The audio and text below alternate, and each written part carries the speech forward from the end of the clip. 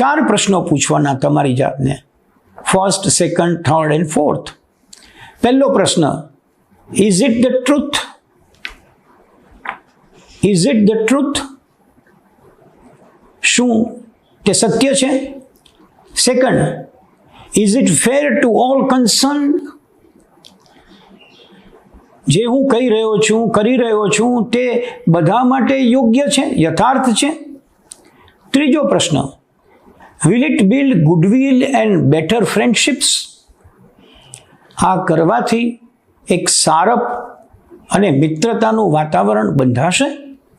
અને ચોથો પ્રશ્ન, will it be beneficial to all concern? એટલે કે એ બધા માટે લાભદાયક હશે? આ 4 પ્રશ્નો તમારી જાતને પૂછો અને આ 4 પ્રશ્નોમાંથી જે જવાબ મળે એ જવાબ ચોક્કસ એવો મળશે કે જેમાં તમને અંતરાત્માનો અવાજ સાંભળવો પડશે અને એ અવાજ તમને એવું કશું કહેશે, ઇઝ ઇટ ધ ટ્રુથ? તમે અટકી જશો કે ના, હું કહેવા જઈ રહ્યો છું કે કહેવા જઈ રહી છું તે સાચું નથી, તો અટકી જાઓ, બોલવાની જરૂર નથી. એ બીજા બધા માટે ઉપયોગી છે, નિસ્બત ધરાવનારું છે, તો કે ના, તો અટકી જાઓ.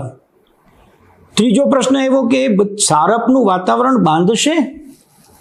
આપણે ચોરે ને છવટે બેસવા ટેવાયેલા છીએ અને સાવ ફાજલ સમય મળે અને જ્યારે મોબાઈલ આપણાથી આગળ હોય ત્યારે આપણે વાણી વિલાસ કરતા હોઈએ છીએ. વિશ્વ આખાની ચિંતા શેરીના નાકે બેસીને આપણે કરતા હોઈએ છીએ. ત્યારે આ પ્રશ્ન પૂછવા જેવો કે આનાથી કોઈ સારપનું વાતાવરણ બંધાશે કે હું આ સંવાદ પૂરો કરીને ઉઠીશ ત્યારે 2 જણાને ઝઘડો કરાવીને ઉઠવાનો છું?